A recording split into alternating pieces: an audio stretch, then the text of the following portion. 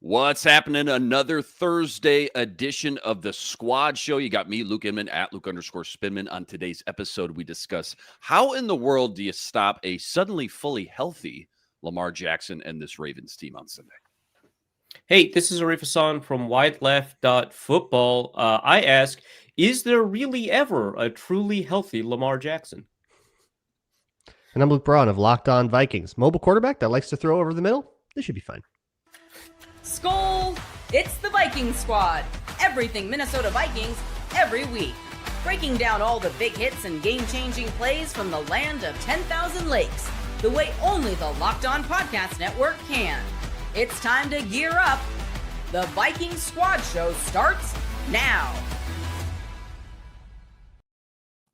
What's happening? Glad you're with us. Thanks for joining another episode of the Squad Show as the Vikings prepare for Lamar Jackson and the Ravens. This Sunday, noon kickoff back at the bank. Remember, we're on the Locked On Vikings YouTube channel, and you can always find the audio on the Locked On Vikings podcast feed, wherever you find your podcast. Fun show lined up today. Number one matchup to watch this Sunday against the Ravens, plus some revisionist history. What if Rick Spielman pulled the trigger on Lamar Jackson back in 2018? It's also Thursday. That means Ron Johnson's stopping by as well to give some hot takes. I want to just jump right into this one, kind of get it out of the way first and foremost. Trade deadline comes and goes. No splashes, no waves, no noise. Kind of felt like leading up to Tuesday, this was kind of what I expected, kind of how it was going to go. Day or two prior, you had KOC coming out to the podium talking about, getting so many key guys back. That kind of in itself felt like a big boost in a lot of aspects. Not to mention, it still feels like they're trying to keep their full slate of picks for 2026 as well. But just quick overall thoughts, knee-jerk reaction, Vikes standing pat at the deadline, and then we'll move on. Disappointed, surprised, indifferent. How we feeling, Arif? I guess I'm a little indifferent. So my understanding was that the Vikings actually were very, very active. And I think KOC alluded to that a little bit right after the deadline, the presser. We obviously won't ever know for sure, but my understanding is that the Vikings did want to grab a big name acquisition. Obviously, they didn't want to overpay, and a lot of big names got traded, and they didn't pay that. So, I guess I'm fine that they have hard limits on pricing, but I'm a little bit curious about kind of what they were seeking out in the trade market, and whether or not any of our suggestions were taken seriously, because obviously we know they listen to this podcast for advice. But yeah, I'm not disappointed or anything like that. I just I'm a little bit surprised because I believe they've made a move every year, whether it's to trade away like Ezra Cleveland or to trade for like Hawkinson in the Kwesi era. So this is like a relatively quiet one. Not that I expected a history of 4 trades in 4 years to be deterministic, right? So yeah. Are you more surprised, either of you, that they didn't make any moves because you heard they were very active, or because you just thought, dude, they need to make a move to make a move? Center, for example, Ryan Kelly, Blake Hard to trade for offensive linemen. Yeah, center especially. But I'm just starting with that. Breece Hall was flung out there. Cornerback, obviously, we're going to get to this Asante Samuel news. He's visiting 6 teams. But were you more surprised at the end of the day just because you had heard that they were being very active in that trade market? Yeah, I think that they are active, making calls, trying to make deals, and then striking out or getting outbid is a much different thing from saying no, we're not going to get involved at all. Yeah. There's a lot of bad deals going around at the trade deadline, and I definitely don't think every deal was good and everyone won. What are you talking about? Everything's a win-win. Honestly, the phrase lose-lose flittered across my mind a lot on the trade deadline. I think a lot. Now I got to know which ones did you hate that for both teams? Sauce. Oh man, I get it. It was a blockbuster, man. It was a blockbuster. It was a madness. You don't like that for the Jets? You don't like that for the Jets? I went super hard at the Jets on Locked On NFL. I'll defer to that.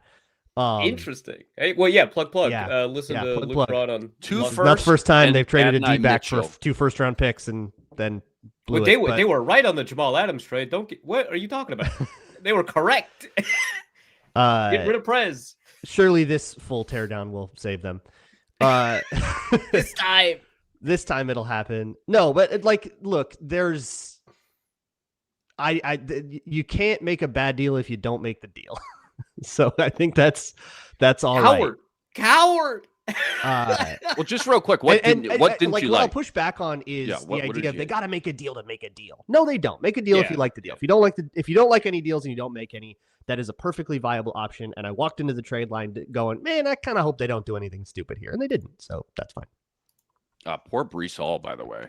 You see Quinnen Williams go. You see, obviously, Sauce go. Clearly, the rebuild is in full effect, and Breece Hall rumored to definitely be dangled out there. I feel a little bad for Breece Hall for sure. I feel really bad for Quincy Williams, who the brother not only definitely wanted out, but also was informed he was no longer starting. Yeah, you're benched and then also not traded. Yeah, come on, man. And apparently was told you have been underperforming since training camp. By the way. Okay. So I want to know, like, you've been bad this whole time. They reveal this information to him as they were benching. It was like, hey, by the way, you've been underperforming, or have they been continuously giving him that feedback? Right. So it's like you get this surprise that it's worse. It's like, hey, man, you could have told me. Great confidence booster. That's what I want to hear. Yeah. Yeah, that's nice. Yeah, package them together. Package the brothers together. Cornerback may still be an option left out on the table. Let's talk about this Asante Samuel news, because I think now, like, the move can make actually if they were to go get Asante Samuel, is what I'm trying to say, that feels like it could still move the needle quite a bit. You know, going from feeling terrible about the cornerback depth to, well, still terrible about the depth, but a little more hopeful, I guess. Assuming he's healthy, by the way, which sounds like he is, but coming off this spinal fusion surgery, which I know firsthand from a family member, that is absolutely no joke of a procedure. Assuming he's healthy, though, which sounds like he is. According to Schefter, he's got, I want to say 6 teams lined up to visit in this first wave, 3 of which are in the NFC North, by the way, Vikes, Packers, and Bears. 8 interceptions in 3 years, still only 26 years old. Got the bloodlines, obviously. And just, again, given the minimal options out there, I'd be a big fan of keeping him in the building, adding him to this Brian Flores defense. And vice versa. I'd be pretty bummed, too, to see him land in the division if Kwesi can't nab him up. So how huge, I guess, how much does that move the needle if, in fact, that were to come to fruition? To get a guy like this with some actual real kind of pedigree and still on the early side, I guess, of his career. Another Kwesi injury-prone reclamation project. Hope it works. Like the risk of further injury is pretty high, which is probably why it would be pretty cheap. Played in and he hasn't played in forever, so like it would be pretty hard for you to walk into his first game and be like, great, we got a corner that's totally going to work. Like, there's a lot of risk to that. But if you fast forward after he's played a couple games, and if you're happy with it, then suddenly you can start to have some like long-term conversations. I think it's a pretty cool opportunity. There's a lot of other teams in on it too, though. So there's no guarantee he's not going to end up in Green Bay or shoot. I think he visited the Ravens. He could be playing against us in US Bank Stadium. Yeah. September 29, 2024. So you're talking about a full season and then about 5-6 calendar year and then weeks some. Plus, that's rough, man. Plus you sign a team, maybe it takes another week. Who knows, to get acclimated, all that stuff. I would definitely be for it, but I would just want people to temper their expectations. That's exactly. I was going to use that exact phrase. I think it would be a good idea to sign him. I think it would be easy to blow the signing out of proportion in terms of what he has to offer, how long-term of an asset he can be given that injury history, and how much like you can expect him on the field early in the process. Like, those are all open questions, but the Vikings are so like egregiously thin at the position that anybody with like really solid NFL experience and some talent is going to be an upgrade over kind of what they have there. Let's go to the chat real quick. Jeff Meyer, 1273. Does the effort it takes to learn the cornerback position make it harder for an in-season acquisition to make the impact the Vikings fans? It super depends on the defense. I think if we're talking about like a Zimmer style defense, it takes a while to kind of get acclimated to all of the layered rules and their match coverages and things like that, and get, in tune with the type of communication that those players have.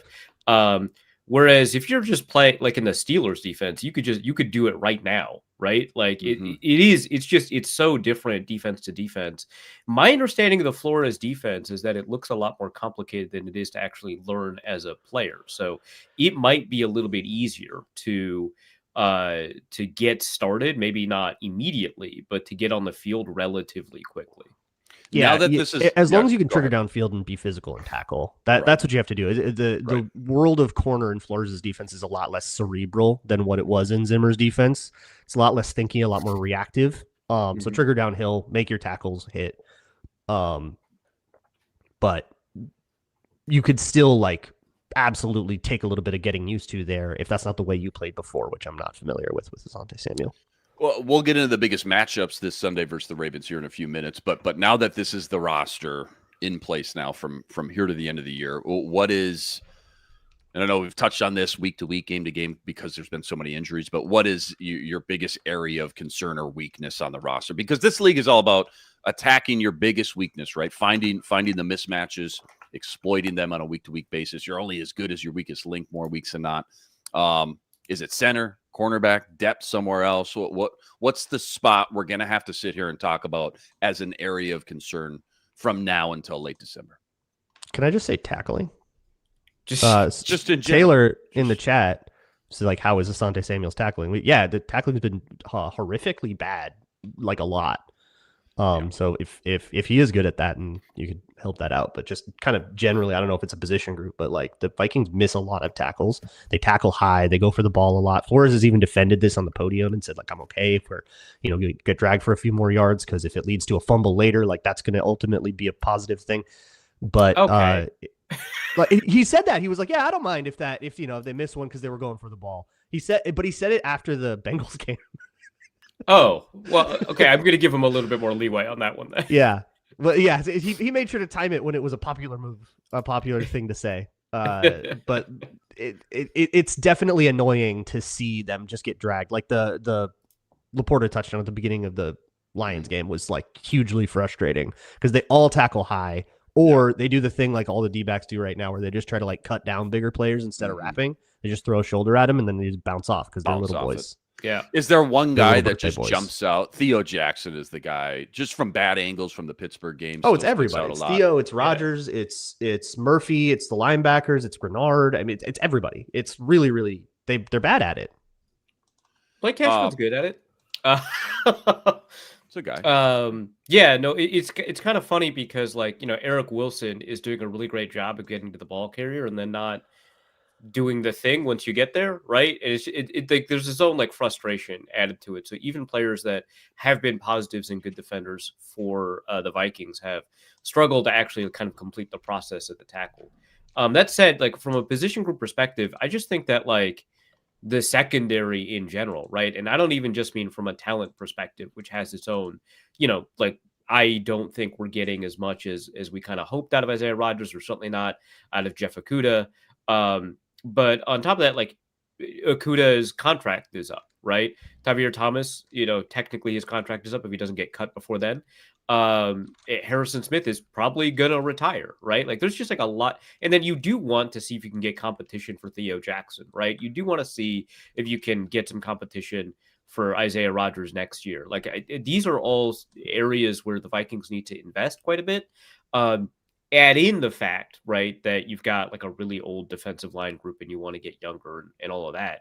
But I think the secondary is kind of the area kind of going forward that you want to pay attention to add some young talent.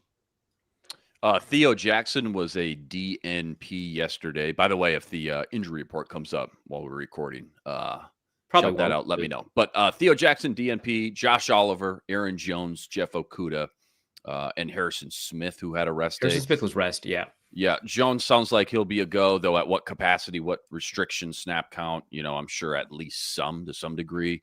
I got to say, though, the one that's kind of got my wheels turning here a little bit, the most is Theo Jackson with his concussion. So concussion, real possibility he doesn't go Sunday now. And again, like we just kind of talked about, we've all been very critical of his play this year. So maybe it's not the worst thing in the world just to get like a 1 week sample of what it looks like without him. But having said that, his backup's Jay Ward. And I'm really curious what the Vikings approach will be to containing Lamar Jackson. I remember when like a couple of years ago, everyone was like, but the Chargers figured it out when they put like 7 DBs on the field, which the Chargers were not intending to do that. They actually that was like his rookie year too. Yeah, right. Yeah. That was like a ton of injuries was like the reason the Chargers did that. And it worked out because those defensive backs had a lot of speed.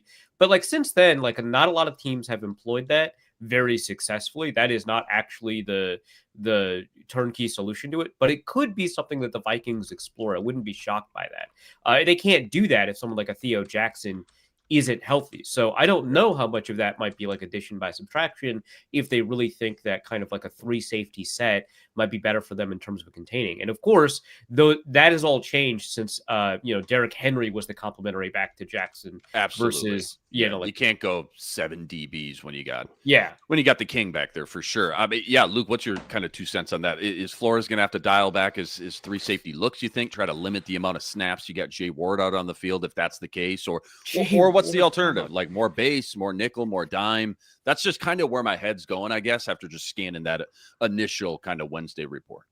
Yeah, I wonder if the Ravens might actually kind of bail the Vikings out on this by playing a lot more heavy personnel, which is what they've gotten for the last month. They've gotten a ton of heavy personnel. So you've seen a lot of extra D tackles or, sitting in 2 linebackers all the time, only needing 4 D backs, and suddenly you don't need that 3rd safety or that 3rd corner, which would be nice. But I don't know, if you're the Ravens too, and you want to say, all right, our speed versus your speed, we have Lamar Jackson. And you have Jay Ward, it feels like a matchup that I could maybe try to pursue. But I don't know what kind of game plan they're going to see. That's going to determine the personnel a lot more than who's available or whatever. But I kind of could see the Ravens saying that's great, but you can't pass rush if we put in a 6th O lineman, and then we're just going to do that and run Derrick Henry and do play action, and you're going to die. I feel like you got to be prepared for both. Yeah. Like the heavy sets with 3 tight ends and stopping Derrick Henry, and then the total polar opposite of, 3rd and 7. Just dealing with Lamar in space. Dealing with the whole Lamar. Zay Flowers is giving you hell. It is interesting because of the way the Vikings have matched personnel and the way that their opponents have played them. And unless opponents trying to game plan against the Vikings, and more because it's their identity, like the Lions. I believe the Vikings have the highest percentage of 4 DB formations this year. So they've been in quote base, whatever that means, more often than any other team, which is so interesting given the 3 safety conversation that we had this time last year. But yeah, so how that works out is going to be kind of interesting, especially because I think very superficially, you take a look at the weaknesses that the Ravens have. You see, their guards are not that good this year. Kind of like the Lions guards not being good. And you're like, well, maybe you can. No, you can't, because the Vikings were able to abandon rushing lanes because it was Jared Goff. Right. Polar opposite. Yeah. You're not gonna be this is a guy that for a good reason had negative rushing yards in college. Right? I mean, partially because of the way they count rushing yards, but he's just never gonna be a rushing threat. And so you didn't have to treat him like Justin Herbert and Jalen Hurts. And so your Justin Herbert game plan, where you just left gaps open during the rush, works against Jared Goff. That is super not going to work against Lamar Jackson. So you can't even use the fact that there are some very similar weaknesses on this offense and offensive line to deploy a very similar game plan. I mean, the Vikings, I think, had the fewest amount of snaps with the defensive linemen in the A gap in that game than any other game that they've had this year. That does not seem like a solution here. That seems like a way to just let yourself be demolished, right? So it's going to be kind of fascinating to see how the Vikings approach this from a game plan perspective, and whether or not Theo Jackson is healthy might kind of determine their approach to their response. But dealing sentences with power, I didn't think we'd hear this year. Yeah, right. Very, very good point there. Yeah, going to be very interesting just to see what kind of Brian Flores dials up, again, to stop Derrick Henry, and then again to stop Lamar Jackson, that running threat. And also, too, just real quick before we get to segment 2 on the flip side of things, Ravens were without half their starters for a few week stretch not that long ago. Now, all of a sudden, the Wednesday injury report is just blank, apparently. Not one guy even limited, let alone the Death Star is fully DNP. Operational. Yeah. Yeah. So plus we didn't mention too, they traded with the Titans for defensive tackle Draymond Jones as well. So again, just facing a Ravens team that's finally fully healthy and apparently every aspect, top to bottom, with a refresh kind of and they grabbed notable Justin Jefferson killer Jair Alexander. So watch out for that. No, they traded. Oh wait, no, they traded him away. He ducked Jefferson again. He ducked him again. Ducked him again. Where'd he go? Yeah, sorry, Philly. Got him. found a always way Philly. to get Just traded from default with Baltimore Philly. to Philly between the Vikings. playing Both those on two the teams. schedule in between. Yeah, okay, that's incredible. Yeah, He ducked them. It's and generational ducking. incredible work. But yeah, grabbing Alohi Gilman though, that was pretty smart. Hey, ever since they plugged in Gilman and been able to, and this To we can move talk about like this with the Hamilton around. matchups, Yeah. been able to move Hamilton back in the box and move him around. That defense has been pretty lights out. Just I wouldn't feels say like the lights out. wrong It's been time. a lot to- better. It's been a It's lot better. I wouldn't say lights out. Feels like the wrong time though to get Baltimore on your schedule, just from a health and availability point of view. Don't go anywhere. Plenty more coming up. How does Brian Flores attempt to slow down King Henry and Lamar? Ron Johnson's going to help us with that. That's all coming up right after this. Quick reminder, today's episode brought to us by Mizzen and Main. Of course, I don't have the overlay. You know the saying, look good, feel good. Problem is most dress clothes only check one of those boxes. Maybe they look sharp, but they feel stiff, hot, itchy, high maintenance. That's why there's Mizzen and Main. Mizzen and Main makes classic menswear with performance fabrics. That's the key. And that finally makes it effortless to look sharp and feel comfortable. Did you know they actually invented the performance fabric dress shirt over 10 years ago, and they've mastered it ever since. My wife and I went to 4 weddings last summer. I went out, got myself a Mizzen and Main dress shirt. I wore that bad boy every single time. Best investment ever. Stretch free, wrinkle resistant, no ironing, no dry cleaning, plus they're machine washable as well. Right now, go to Mizzen and Main. They're offering our listeners 20% off your first purchase at mizzenandmain.com. Promo code LOCKEDONNFL20. That's Mizzen, spelled M-I-Z-Z-E-N, and Main, MAIN.com. Promo code LOCKEDONNFL20 for 20% off your first purchase. All right, let's bring in Gophers legend and Hall of Famer Ron Johnson, host of the Ron Johnson Show each and every Tuesday. Follow him on X at 3 Ron Johnson. Ron, we were just starting to dive into biggest matchups to watch or kind of dial into this Sunday if the Vikings are going to find a way to win versus the Ravens at home. Let me start here. What do you appreciate and just respect the most about Lamar Jackson as an NFL quarterback, and what's, I guess, one foundational piece Brian Flores is going to have to implement to try to slow him down and Derrick Henry as well this Sunday?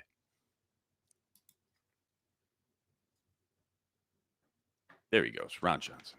Ron Johnson, everybody. Ron Johnson, everybody. Ron Ron Johnson Show each and every Tuesday. Follow my next Ron Johnson. I love your question. I mean, So funny honestly, if you we just laugh, went but like with he's that. right. He's right. Just don't show up.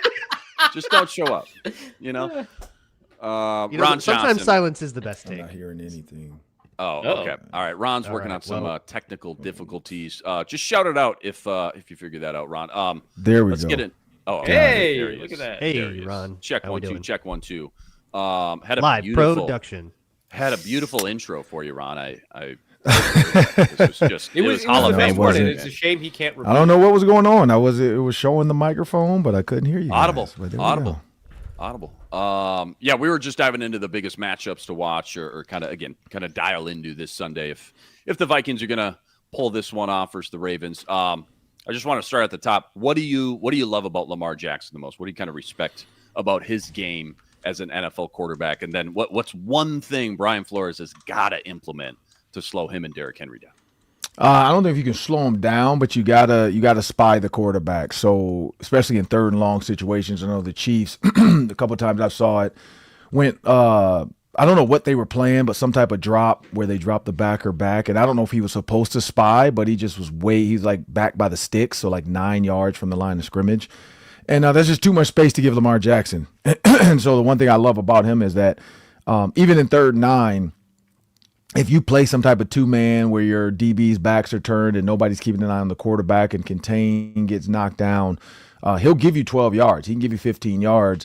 Not sure how healthy he is, how willing he is to make these runs and all that stuff, but that's where he actually sets himself apart. And it's so funny when you think about the 31 other teams that passed on him. People were saying, oh, he's a running back, oh, he's this, and he's been nothing but league MVP multiple times. So Oh, Mel Kiper. that's Napoleon. That's the crazy thing about it is, honestly, they thought Johnny Manziel was better than Lamar Jackson. And that's everything you need to know about some of these, major minds within football. it's the eye test.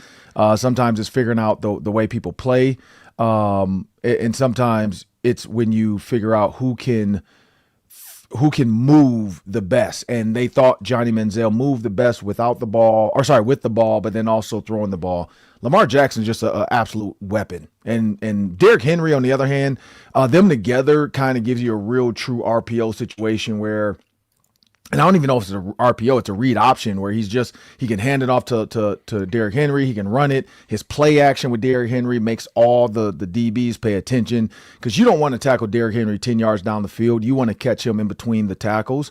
And they've made a lot of people pay with that front side kind of play action. Derrick Henry's coming full speed downhill. Safety or corner who's filling the hole gets caught, and the guy they're supposed to cover runs a deep corner or go route, and it's all she wrote. Lamar Jackson's been good with doing that. Yeah, I'm kind of curious about like the way that the Vikings have had to massively adjust their game plan, given the fact that they've had much different styles of quarterback to go up against week to week. I mean, I couldn't think of a more opposite pairing of talented quarterbacks than Jared Goff and Lamar Jackson, but they were pretty successful stopping a high-level offense this last week. Mm-hmm. What elements can they take from their game plan this last week to bring into this week, or do they have to scrap like the whole thing? No, so the one thing I'll say is rushing your lanes. So if you watch the zone blitzes and the double linebacker blitz, or the DN outside linebacker, or the D tackle outside linebacker twist, they did a great job of staying in their lanes. Even when it was time to defeat two, they were staying in their lanes. They weren't getting washed down. They were getting, pushed back. And so I think you have to do that. Again, I go back to the first interception Lamar Jackson threw this year against the Chiefs. Leo Chanel was covering the hot route tight end, which was Andrews, I think. And Lamar Jackson knew he had a hot route, but then it wasn't there, so he still tried to throw it. Leo Chanel kind of runs under. It makes a great, I think, one-handed catch for an interception. But that play worked because they ran the cross blitz, so the cross dog, as people will call it, but the cross, two linebackers cross, one linebacker runs through the running back's face, second linebacker comes through free and clear. Lamar Jackson, 4 or 5 plays before that, had escaped out to his right and got 12 yards. And because the tackle got demolished, and we're going to cover that on the pregame show this week. But then the very 5 plays later, that DN got smart. He said, why am I engaging the tackle knowing there's a cross dog inside? I don't need to engage the tackle. I need to contain. And so he just wide releases, and he's not even trying to get to Lamar. He just kind of keep Lamar inside the pocket. And the minute Lamar breaks contain, he shoots out to show face. Lamar panics and just throws it deep. That's how you have to handle Lamar Jackson. You can still blitz, but your DNs can't get washed or can't get grabbed or can't be in grasp if you know there's potential pressure up the middle, because you have to be either run back down your track knowing that he's going to try to slip inside the tackle, or you have to be able to show high so that he can't run outside of you and then there's nobody out there. But again, you come back to more of a spy. I don't know if you need to spy Jared Goff at all, but you do need to spy Lamar Jackson. So whether that is an Ivan Pace week, Ivan Pace, or because Josh Metellus, I wouldn't say is fast. I think Theo Jackson's maybe a little bit faster, but you got to put somebody in there like an Ivan Pace who can run sideline to sideline with Lamar Jackson. And nobody's still faster, but you got to take that angle to make him feel like he can't get free, and he has to, stretch it as far as possible so everybody else can keep coming. And then limit them to, 2-yard runs or throws out of bounds, and, force them in the third long, where still, if you blitz that third long play, you have to understand where he's going with the ball. And early in the season, it wasn't going anywhere important. Now it's been going to the tight end. So Mark Andrews is kind of his security blanket. When you think about coming out to 25, from 1 to 25 yards, I think games 4 through now, Mark Andrews has been the number one target. And then in 25 and in, Mark Andrews has been the number one target. So, in between the 25s, it's kind of anybody's day. It's kind of Zay Flowers, too. Zay Flowers is their number one big play option. And he has the most 20-yard explosive plays in the pass game. But when you look at that 25 and out and 25 and in, it's Mark Andrews' time, and I think he's just comfortable with him and he kind of knows the coverages he's going to face in those red zone or coming out situations. Ron, when you talk about covering a mobile quarterback, one of the things chat's all over it too is like, who should be the spy? Should we have a spy? What about a spy? Why aren't they doing a spy? I personally, a spy for me is never my favorite because it kind of takes a guy out of the coverage and out of the pass rush. But I was wondering what you think about a spy. Is that something that is appropriate only in like, we're desperate, this guy's killing us, or is there more of a place for it than I've been thinking of? No, so okay, so again, I'm not a high level defensive coordinator, but from the times I've talked to Brian Flores, from the times I've even talked to Tony Dungy when I was with the Bears, they did a ton of it with Tampa too. So there's multiple ways to do it, but if you're going cover 4, and for people to understand, there are multiple cover 4s. Everybody keeps trying to act like there's one cover 4. There's not one cover 4. Anybody that says that needs to stop talking. There are multiple ways to get quarters coverage and what you're trying to get. I just hate it. Like, I see everybody arguing on Instagram about this and Twitter because Mina Kimes said one thing. And half the people don't know what they're talking about. It's like, it's not, everything is not just drop back in cover 4. It's covering 4 parts of the field, and they do it different ways. Like, everybody has a different way to do it. And yes, cover 4 as a receiver outside running the deep post, I actually loved it because if you run a hook, Troy Polamalu or Ed Reed is going to jump that hook, and now there's nobody covering that second part of the quarter. Yes, my cornerback over here has this quarter, but nobody has this quarters anymore because that safety is. But this is not that show. Ron Johnson weighs in on the JB controversy.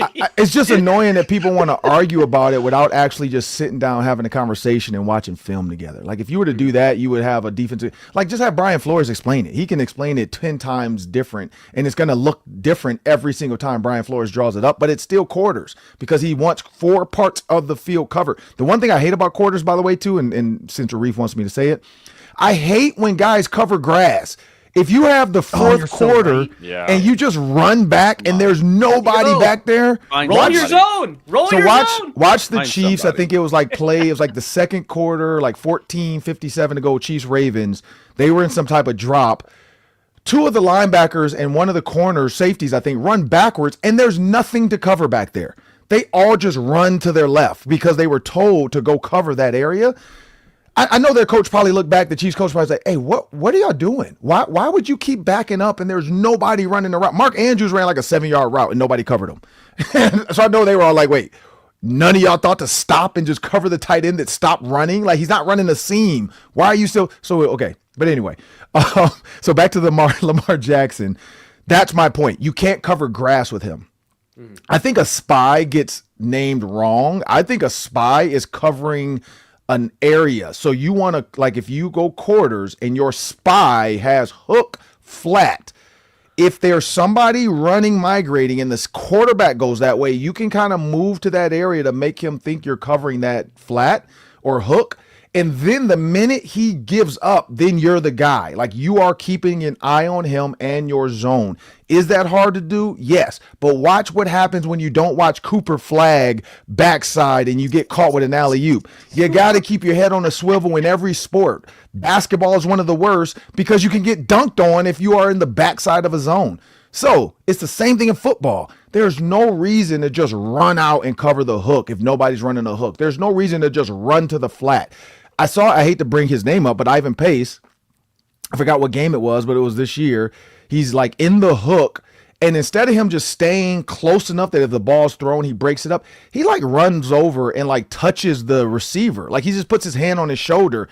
It's like, what are you doing? Like, just stand there. Like, watch the play, because when he did that, I think whoever else got the ball, like, literally ran right the other way, like to his left. And it's like, if he was standing there, he could have made the play.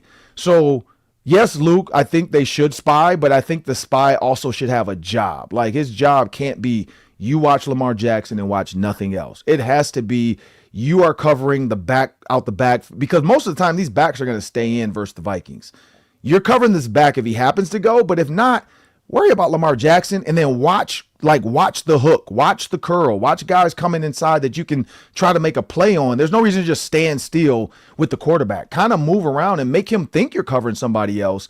And then, yes, if he goes, he's your guy. You are his guy. And you got to have a word, whether it's, I don't know if it's peanuts, I don't know if it's hot Cheetos, I don't know if it's spider, whatever. You got to yell just like Peter, poison, poison, poison. Start yelling once the quarterback goes, and that's the entire sideline too. Like you've got to be able to trigger all the guys to know, okay, he's crossed that line of scrimmage. Everybody rally to the quarterback, because oftentimes you just see guys like pointing on TV.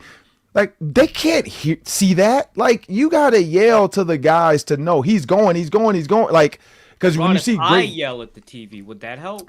No, but you should help though. It would help to do it. Like still do it. You should still do it. That's we don't do that for.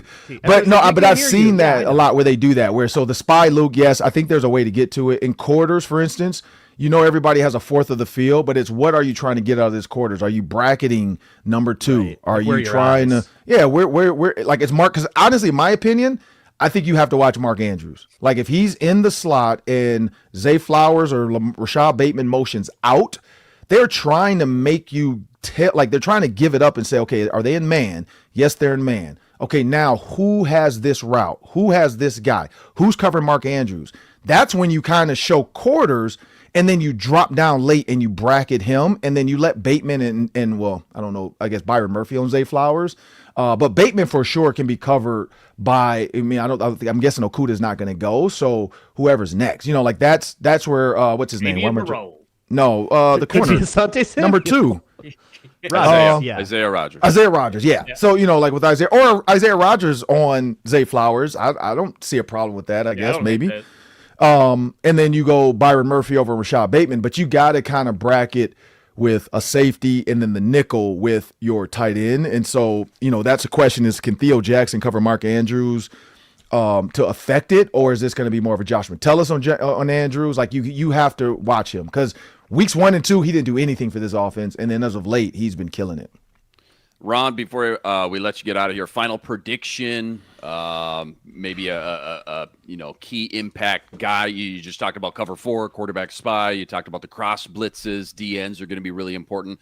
That makes me feel kind of good about Jonathan Grenard and maybe Van Ginkel has a couple impact plays. But number 1 key to the game or player of the game or prediction. What do you got? Well, shout out to the Baltimore Ravens, man. They keep sending me gifts and stuff. So I got they sent me my jersey.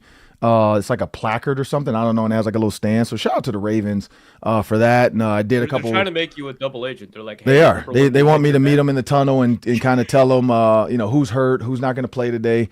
It's funny. Yesterday I was at the facility with the Vikings and I had to go through, all the stuff to go upstairs by the practice field. And the first thing they said was, yeah, no phones. And I was like, all right. They're like, Rod, we know you have split loyalty. I'm like, I am not going to tweet out anything I learned my lesson years ago. Like I would not be tweeting. I would not be saying I did not realize you guys were going to double shift and then motion back no, I'm not telling all that, people. Crazy. But no, so I will say my prediction on this game. I do feel like the Vikings, after beating the Lions, because people say when you win a big game, you have a letdown the next week. I hope that's not this case because I don't feel like the Lions, quote unquote, were one of those rush the field type of games. It wasn't a Hail Mary to win the game. It was dominance throughout the game. It seems to be true after big comebacks, which this obviously it wasn't. Correct. So, big comebacks, Minneapolis Miracle, because we know what happened in Philly. All that kind of stuff. I feel like big emotional moments in football, big comebacks, Hail Marys, I just think those can kind of give you a false sense of how good you are. With this one was more they were good. That defense absolutely ran through people's faces and they made up for all the mistakes that happened. So that's why I say I think the Vikings pull this one off. I hope it's not a shootout, but I kind of do because it's fun to watch. I think the tight end for Baltimore is going to have himself a day. Not too sure about the Vikings because the Ravens have not given up a ton to tight ends, and TJ Hawkinson I don't think has had more than 50 yards in a game or something like that this year. It's crazy. Scored 2 touchdowns in 2 years. I mean, that's where we're at with that. You don't have to make it sound that bad. That's right. Great stuff per usual, Ron. He's been hurt. He's been hurt. He's had to stay in and chip. I mean, for over half these snaps too. But great stuff, great breakdown per usual. Check him out every Tuesday on the Ron Johnson Show. Make sure you follow him on X at 3RonJohnson. Again, always appreciate you stopping by. And we'll talk to you Sunday on the postcast right after the Ravens game, all right? Yeah, hopefully it's a victory. There you go. Ron Johnson, ladies and gentlemen. Again, give him a follow on X at 3RonJohnson. A quick break coming up. Some revisionist history. What if Rick Spielman pulled the trigger on Lamar Jackson instead of Mike Hughes? That's all coming up right after this. Quick reminder, today's episode brought to us by Game Time. The NFL season, it's back. And Game time. honestly, Game Time, there's nothing better than being in the stadium, surrounded by fans, cheering on your team. But let's get real, getting tickets. Game Time. That can be a hassle. Game Time, queues, login screens, price jumping at checkout. It's all frustrating to say the least. That's why I use Game Time, the app that gives the advantage back to the fans. So easy to use. Plus, it's backed by your Game Time guarantee. That gives you 100% authentic tickets delivered on time and at the best price. My favorite part, all the fees are included. So the price you see is the price you pay. I pulled up Game Time, and in just a couple taps, I saw incredible deals. I'm talking about your favorite NFL games as low as $100. Again, faster, cheaper, way less stressful than any other way to buy tickets. Download the Game Time app, create an account, use code LOCKEDONNFL for $20 off your first purchase. Terms apply. Again, that's promo code LOCKEDONNFL for $20 off. Swipe, tap, ticket, go. Download Game Time today. All right, just to kind of wrap up this, Ravens matchup discussion, biggest keys, players, all that stuff. Just one more quick little deep dive. Luke, I know you chopped it up with Locked On Ravens. Go check that episode out, the crossover episode. Give me one more fact or stat or player or key to the game. We talked a lot about how to stop Lamar, how to stop Derrick Henry, but, JJ and the other JJ, the offense, they're going to have to do their part on Sunday as well. Yeah, and with all the fear around Lamar Jackson, which is fair, we're kind of glossing over that the Ravens defense has been this like bugaboo for them all year. So you kind of have this like stoppable force versus movable object matchup, and sometimes it comes up. It comes down to that more than it comes down to the marquee side in these kinds of matchups where you have like a strength for strength and a weakness for weakness. But what Kevin told me was that he thinks that the Ravens are going to just kind of take a page out of Flores's book and just send the blitz constantly and just hope McCarthy like dissolves under that, which has like his worst stuff has come against the blitz. So I think that's a fair game plan. That's what I do, right? I mean, yeah, so it makes sense. Go down, and sending those stunts at Blake Brandel, which he wasn't even good at picking those up as a guard. So, and as a center, there's been all kinds of problems there too. So I think keep the quarterback upright and avoid the turnovers. Like, I know I'm saying a lot of cliches, but like take care of the ball and keep the quarterback upright. And you should be able to move the ball. If it is a shootout, hopefully you can keep up. And then you just need to kind of get that one, crucial weekly mistake that Derrick Henry is good for and see if you can capitalize on it. That's kind of a way to win this game. Yeah. This feels like it's going to be a great game for discourse. Right, like I'm pretty sure every Vikings-Ravens game has been. Can we not do any more discourse? Nope. No, you're stuck in here with us. Forget you're here forever. Surely this one, they won't treat this like a referendum on the entire careers of several players, right? Oh, buddy. Oh, bud. Bud, sit down, bud. Sit down. Dude, we're going to get a referendum on Asante Samuel Jr.'s career for no reason. He's not even going to be on either team. It is super funny that he's like going to both buildings this week. Like, it's incredible. Hey, what did you learn, man? Yeah, right. Like, who's second? Do you think they even care? Do you think they're even signing? They're just going to be like, hey, did you see this? Hey, you got in the building, right? Tell us. Yeah. No. I wonder how the Vikings are going to approach offensive game planning with that in mind, because, against the Lions, we're back to kind of a lot more deep routes and kind of waiting in the pocket a little bit more by design, and a lot of play action. Right? I think there were like 12 play action dropbacks too, which kind of helped with the protection element of getting those deep routes. But the offense does have answers to multiple defensive looks, but it tends to be a little bit more threadbare when it comes to pressure looks, right? It tends to not have as many options available to the quarterback when you have those blitzes, right? And, the the benefit to that is that like being able to maintain that going up against man coverage blitzes means that your deep shots are all the more potent, right? You get Jordan Addison 1-on-1, fantastic. That's like my favorite dessert, right? But if you can't get there in time, then you've got a lot of problems. So I wonder how they're going to approach like making Hawkinson, instead of making him chip all the time, because I mean these edge defenders or whatever. Instead of making him chip all the time, maybe make him like an option hot route, thing that McCarthy wants to snap his eyes to. I like that. Yeah, and I wonder if maybe that's going to be the approach in this game, because I am a little bit worried about kind of returning to kind of this big play offense. I believe McCarthy has it's either the highest rate of 20+ yard throws per drop back or the largest ADOT or something like that.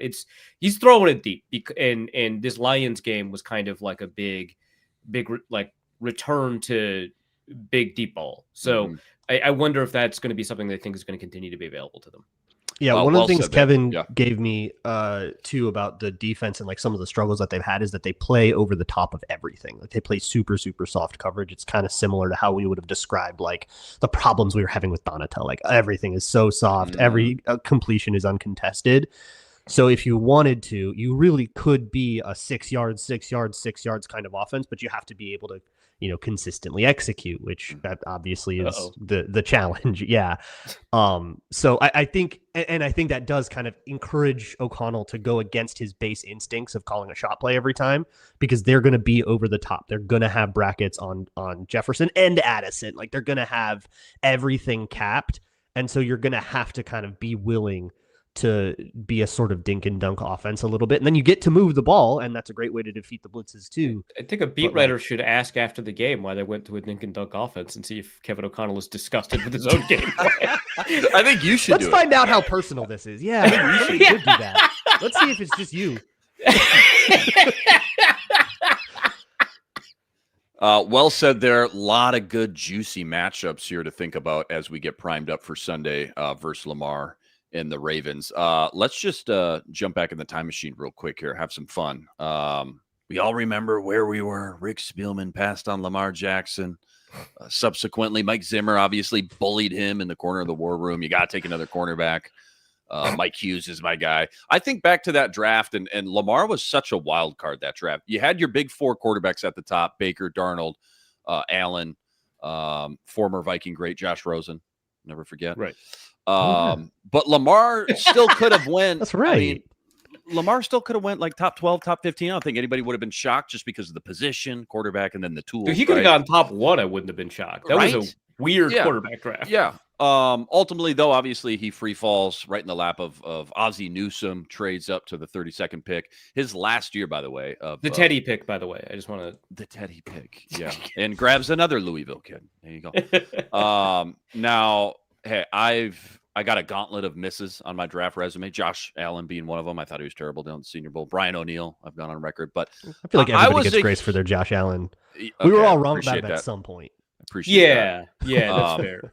I don't know. Luke and I were very wrong on Brian O'Neill, though. That is. Remember that? Yeah. Maybe I was super wrong on O'Neill too. Yeah. At a certain point, I was like, maybe I'm putting too much stock into these 3 days of practice down at the Senior Bowl. No, that can't be. That can't be. Prisoner of the moment. No. But I don't know about you. I was so hurt by TJ Clemmings that I was like, oh, another raw athletic tackle. Pitt. No. Yeah, from Pitt. From Pitt. Yeah, I was like, no, they did it again. From Pitt. That was like as far as my brain could go in 2018. I was a big fan of Lamar, though, and I was banging the table for the front office to pull the trigger, have some guts. Now, again, I mean, we're having fun here. We're looking back as we've learned. Guys like Sam Darnold, right, Baker Mayfield, et cetera, that we're finding out. The quarterback, Daniel Jones, the quarterback ecosystem, the play caller, your weapons, your protection, your running game, all that stuff plays a huge factor in every young quarterback's success and development and all that stuff. I'm not so sure Lamar turns out, or at least looks like the guy we're looking at right now this week, if he's playing for Mike Zimmer and John DeFilippo, I want to say. Is that right? 2018, John DeFilippo? 2018 was DeFilippo, yeah. DeFilippo's running the show, and Mike Zimmer's running the show. I mean, Baltimore, my point is, Baltimore did such a great job tweaking, catering their entire offense, going from, statuesque Joe Flacco. Yeah, just to a video game joystick Lamar. You can't possibly Well, find I mean, two also they polar already opposites. had the offensive coordinator kind of built around, like Greg Roman knows how to make a quarterback run game work, right? Correct. I believe he was the coordinator that year, right? And Correct. so, having DiFilippo, the guy who throws more than almost any other Vikings offensive coordinator I can remember, and we're in the Kevin O'Connell era, and I still think John DiFilippo threw it more, right?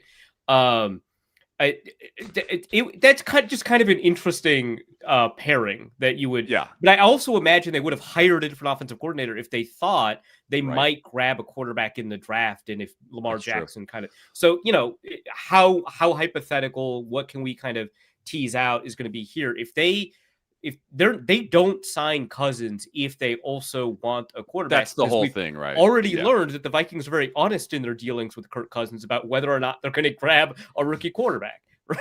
Right. One thing teams never do is sign Kirk Cousins to big money, then draft a quarterback in the first round. Teams never do that. Never. I Never, name one, never. right? And I don't make a shocked face on draft night that we Yeah. screenshot and still use if that's the case. Yeah, but like in a world where they don't sign Cousins, and we're all like, why in the world did they let Case Keenum walk? Let Teddy Bridgewater. We got nobody. What are we whatever doing? that's going on over there, right? And Sam Bradford's like in Arizona. We got no quarterbacks. They must be getting a quarterback. And then you wait, you see the draft, you see like the number one quarterback go. It's Baker Mayfield for some reason, because some guy told Jimmy Haslam like, just do it. You see Josh Rosen go number 10. You're like, that's my number one quarterback in the draft, Josh Rosen. He's gone. What are we to do? Well, to And then that Lamar point, Jackson. though, too, I mean, to your point, knowing they were picking 30th in the draft, and there's these 4 or 5 quarterbacks, and I'm sure If they don't have a quarterback, gonna I follow bet up. they trade up. They, in that they draft. probably would have traded up and But taken the fact Lamar that at that's 20 a or something. big jump from 30. I mean, now you're talking about, do we give Kirk Cousins the first 3-year fully guaranteed $84 Might not have million been able to draft contract Irv in Smith, history, that's or true. do we mortgage? Yeah, you do miss out on Irv. That is You it's miss rough. out on Irv, Yeah. which, by the way, No Irv, AJ no Brown, Bradbury, maybe. AJ Brown one pick later. yeah. And my heart you would probably- break. I would be, Yeah. Yeah. You miss I out love on that Bradbury the reality. next year, and so you've got Pat Elflein's one working shoulder protecting Brother. Lamar Jalen Jackson. Holmes, Yeah. Jalen Holmes, the project from Ohio State. But you'd also have money to probably like paper that over in a different way. Yeah, if you yeah. were- So, but I mean, that is tough because now you're throwing a rookie that, for some reason, everyone thought was raw, despite him working in a pro-style offense with Callahan at Louisville. You got this rookie that everyone is like, we got to develop him in the middle of an offense that just went to the NFC Championship game. It's like this scenario kind of requires a pretty significant suspension of disbelief about the way that NFL teams operate. But yeah, you throw Lamar in there, you don't have Kirk. I don't know that he develops the way that, even if you like say, hey, they're not going to have John DiFilippo, they're going to have like a real adult offensive coordinator. I don't know that Lamar develops the way that you kind of need him to develop in order to kind of get this explosive offense. Very fair. I remember at the time in the podcasts that I was doing, I was like really adamant that they should try to keep Teddy in the building and then go draft somebody to compete with him and have like Teddy and a rookie, and it's kind of like a true camp competition. Yeah, and you probably would have had like don't trade him to the Jets. What are you doing? And like, because that was the year. It was it Bradford? Was it Keenum? Was it Teddy? It's like, look, Teddy's been in your building. The coach loves him. Give that one more shot to see if it works out. Yeah, have these but have a serious legends. That's your have bridge. a serious succession Water. plan there. Yeah. And I still think that if they had done that, it would have been, Lamar taking as long as he wants to take to get used to NFL speed. You would have probably had a bunch of 2018 with Teddy. That would have gone probably my heart mediocre. Would feel. I don't care how bad. It would have been like 4-6, and by this point in our lives, nobody would care how that went because Lamar Jackson would have taken over, and then you would have had some. And I think they probably don't go Kubiak, right? Twice. That's so nice, man. They probably don't go probably Kubiak. Still fire DiFilippo because Zimmer just ended up hating that guy. Also, because DiFilippo, according to Zimmer, was a snake for having any career aspirations at all. He was a snake. What was Norv Turner if he was a snake? A dear friend and also literal punching bag. Okay. Yeah, that's a dear friend. That is a dear well, he was the puncher in that. Maybe actually, you're right. Because that's what happened to Zimmer's eye. That's the conspiracy. Right, and respected sparring partner. I should have said dear friend, Correct. a kangaroo, maybe you could say. Right. So you thinking got of- that, and then you've got the snake, and then you've got Hope my you're watching, old Sam. friend's son, Clint Kubiak, and then my old friend, and then the guy that's been in the building the whole time. Ever since he started getting coffee for was it Brad Childress, Kevin Stefanski, who, unlike DiFilippo, had no career aspirations. Of course, not ambitious at all. One last factor here I want to throw out. I wonder how much coming off, obviously, the NFC Championship game comes into play too. Are we gonna? We were one game away from the Super Bowl. Are we gonna? Going with I know, easy to say now, but in that moment, it was like, are we gonna let all three quarterbacks walk, or keep Bridgewater and then go draft a rookie? Yeah, and then there was play such that an game? air. So unlikely. Yeah. For me at the time, there was such an air of this was lightning in a bottle. Like to recapture this, you're probably gonna have to build something more ground up than whatever the heck that was. And so that it made me a little more okay with taking that long-term approach. But this also was the team that traded for Sam Bradford because they didn't want to have a lost season in the first Right. US Bank Stadium year. So that it makes sense that they would have never done that. Yeah, and yeah. certainly I mean, once you had Cousins in the building, you were never going to take a This quarterback. is somewhat reminiscent of the conversation about the Vikings passed on Aaron Rodgers twice, and it's they were coming off of a near MVP season for their quarterback. What are you talking about? Well, and it's the draft regret thing bugs me a lot, especially when it's somebody who was after the first round. Everyone passed on him. Yeah. Everyone everyone be what was me? Amon Ross no, St. you're not Brown special. could have had him. This Could've had is him part of watching finish. football. You're not a snowflake. Everyone suffers. Yeah. Everyone missed on Tom Brady. Well, Bill Polian didn't. You hear him talk about it? He had Bill Polian. a really high grade on Tom Brady, but they had Peyton Manning in the building, so they couldn't. So Yeah, sure. I can't. My hands are tied. I can't My use a hands day are three tied. pick. I'd rather I have can't. Curtis Payton or Jim Sorgi back up my guy. Need Can you another imagine punter. that if that happened, a little Steve Young, Joe Montana Oh my God. situation there, and then Manning ends up going to the Broncos 10 years earlier? That wow, fun that to would- fun to take a trip back down memory lane. Yeah, Kirk Cousins. As soon as they signed Kirk Cousins, though, it felt like to your point, both you guys' point. Fun to think about what it could have looked like, though, for sure. As we sit here today with again Lamar and the We Ravens. finally know what he looks like Okay. in purple. Finally, we get it. Feels good. Final segment coming up. Weekly gambling picks. That's all coming up right after this. Quick reminder, today's episode also brought to us by Prize Picks, America's #1 fantasy sports app to date with more than 10 million members. And for me and my money, it's by far the easiest, most exciting way to get in on all the action while you watch your favorite sports and you watch your favorite players. So simple, too. All you got to do, you pick more or less on 2 or more players' stats. You watch the winnings roll in. Football season starting to really heat up. So whether it's anytime touchdowns, receptions, tackles, sacks, you name it, they got it. Take your pick on more or less. Add them to your Prize Picks entry today. Plus, don't forget, they now offer Apple Pay, quick and easy deposits into your account all season long. Right now, download the Prize Picks app. Use code LOCKEDONNFL for $50 instantly after you play your first $5 lineup. That's win or lose. Any $5 lineup, you're getting $50 instantly with promo code LOCKEDONNFL. Prize Picks. Run your game. All right, gambling time. It's funny. The 1 year we don't have a loser punishment, Luke Braun decides to start trying, I guess, and you're just running away with it right now. Yeah, apparently fear was holding me back. That was it.